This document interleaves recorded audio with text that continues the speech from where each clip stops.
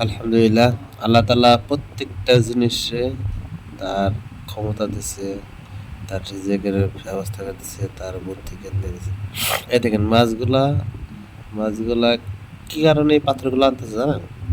পাথরগুলো আনতেছে যে ধারের সাইডে পাথরগুলো রেখে একটু উঁচা করে ধারের নিচে জানি ধারের আওতাটা বাজে, যে সেখানে ধারে একটা ঢেউ বাজে, এখানে জানি অন্য কিছু না আসতে পারে, এখানে পাথাতে বেড়াইতেছে। এখানে তারা প্রযোজন করবে, মানে তারা ডিম ছাড়বে, তারের বিপরীতে ডিম ছাড়বো, বাচ্চাগুলো জানি অন্য কোনো শিকারের হাতে না পড়ে, ডিমগুলো যেন অন্য কোনো শিকারের হাতে না পড়ে, এই কারণে এনে এই পাথরটা আটকে দিতেছে। তারপরে ওখানে তারা ডিম ছাড়লে বাচ্চা উঠবে, তাই ওখানে ধারটা লাগবে না, বাচ্চাগুলো ছোট নর্মালি থাকবে। এই কারণে এখানে পাথর দেয়। এই কি মাথায় ব্রেন দিছে আল্লাহ, কি অবস্থা করে দিছে আল্লাহ। আল্লাহ তাআলা প্রত্যেকটা জিনিসের তার ক্ষমতা দিয়েছে। কোথায় থেকে এই পাথরগুলো এনে জমা করছে।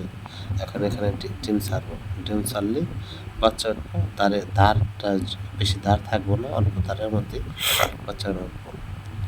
তাই কোনো ক্ষতিকারক কোনো বস্তুতে তার ডিমগুলা নিতে পারবো না, করতে পারবো। এই যে দেখছেন, যাক, খুব সুন্দর, আমার কাছে খুব ভালো লাগলো। যদি আপনাদের কাছে ভালো লাগে তাহলে ভিডিওটা শেয়ার, কমেন্ট, লাইক, কমেন্ট করবেন। ইনশাল্লাহ ভালো থাকবেন সবাই। আসসালামু